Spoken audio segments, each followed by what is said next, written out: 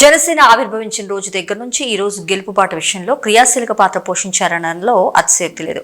మహిళామణులకు ఆమె ఒక మచ్చు ఉదాహరణ.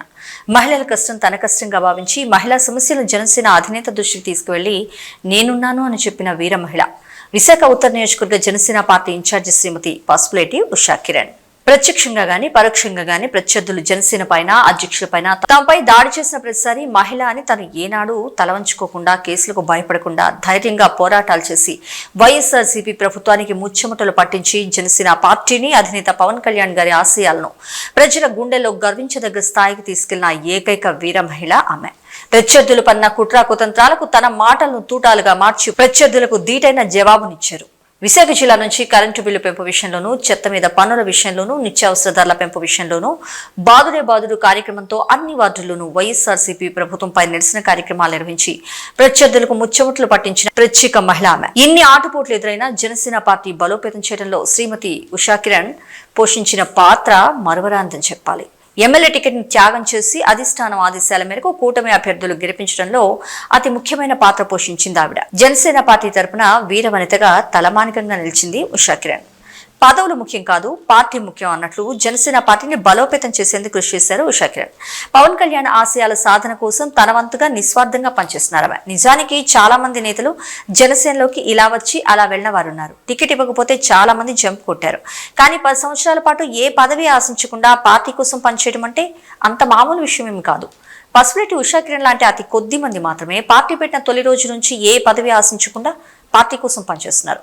ఉషా కిరణ్ లాంటి నమ్మిన బండ్లకు ప్రజలకు సేవ చేసే కీలక నామినేటెడ్ పదవుల్లో పెద్దపీట వేస్తే అందరికీ మేలు జరుగుతుందని, అధికార దుర్వినియోగం జరగదన్న వాదన జనసేన వర్గాల్లో బలంగా అనిపిస్తుంది. అందరూ ఊహించినట్లే పసుపులేటి ఉషా కిరణ్ పేరు నామినేటెడ్ పదవుల జాబితాలో ఖచ్చితంగా ఉంటుందనేది పార్టీ శ్రేణులు కూడా నమ్ముతున్నమాట. మరి ఉషా కిరణ్ కు జనసేనాని పవన్ కళ్యాణ్ ఎలాంటి కీలక బాధ్యతలు అప్పచెప్పబోతున్నారనేది ఇప్పుడు సర్వత్రా ఉత్కంఠగా మారింది. చూడాలి మరి జనసేనలోని వీర మహిళలకు ఎన్ని నామినేటెడ్ పదవులు దక్కుతాయన్నది వేచి చూడాల్సిందే.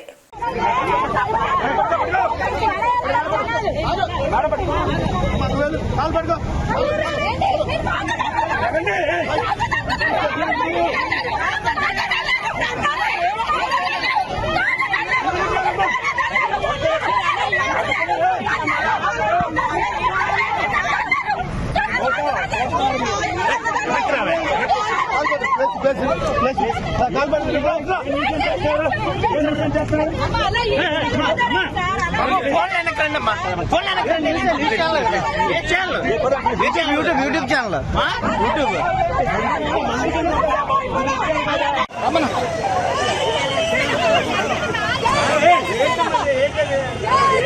జై జనసేన, జై జనసేన, జై జనసేన.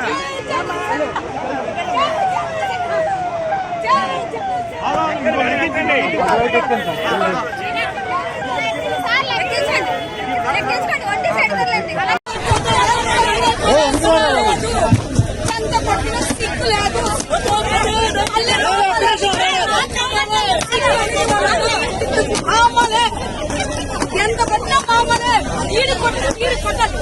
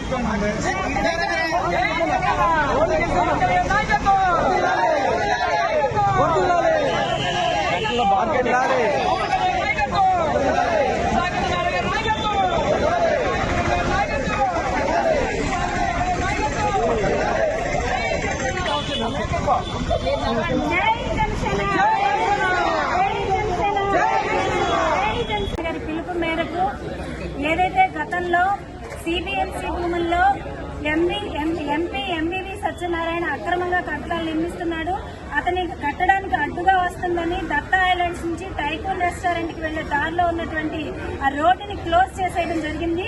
దీన్ని నిరసిస్తూ ఆ రోజు మా పార్టీ అధ్యక్షులు వెంటనే ఆ రోడ్డును ఓపెన్ చేయండి, ఇది ప్రజలకు చాలా అసౌకర్యంగా ఉందని ఆ రోజు డిమాండ్ చేసిన తర్వాత ఎంపీ ఎమ్మెల్యే సత్యనారాయణ కలెక్టర్ దగ్గరికి వెళ్లి స్పందనలో వెంటనే ఆ రోడ్డును తొలగించండి అని ఒక దొంగనాటకం అన్నట్టుగా ఒక కంప్లైంట్ ఇచ్చిన తర్వాత ఈ రోజు మరలా మా అధ్యక్షుల వారి పిలుపు మేరకు మేమందరం కూడా చాలా శాంతియుతంగా దాదాపుగా 50,000 నుంచి 60,000 వెహికల్స్ అటువైపు వెళ్తాయి.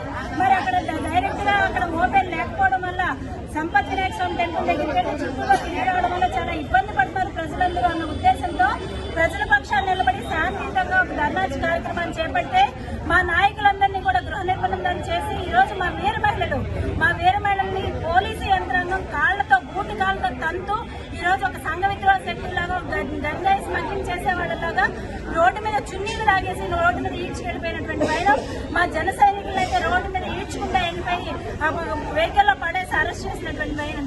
జనసేన పార్టీ ఎప్పుడు ప్రజల పక్షాన్ని నిలబడుతుంది. ఖచ్చితంగా అక్కడ రోడ్డు ఓపెన్ చేసే వరకు కూడా మరి ఈ కార్యక్రమాన్ని మేము కంటిన్యూ చేస్తాం. ప్రజల పక్షాన్ని నిలబడతాం. మేము పోలీసు యంత్రాంగానికి ఒకటే తెలియజేస్తాం, అధికార పార్టీ వాళ్ళు చేస్తున్నటువంటి అకృత్యాలు, అధికార పార్టీ వాళ్ళు చేస్తున్నటువంటి అక్రమాలన్నింటినీ ఖండించాల్సింది పోయి ప్రజల పక్షాన్ని నిలబడి ప్రజలకు అండగా నిలబడాలన్న మా గొంతుకు నొక్కాలన్న ఆలోచన చేయడం అనేది చాలా దుర్మార్గం. పోలీసు యంత్రాంగం ప్రజలకి, అధికార పార్టీకి, ప్రతిపక్ష పార్టీకి అందరికీ సమన్యాయం చేసే దిశగా చర్యలు చేపట్టాలని జనసేన పార్టీ తరఫున డిమాండ్ చేస్తున్నాం.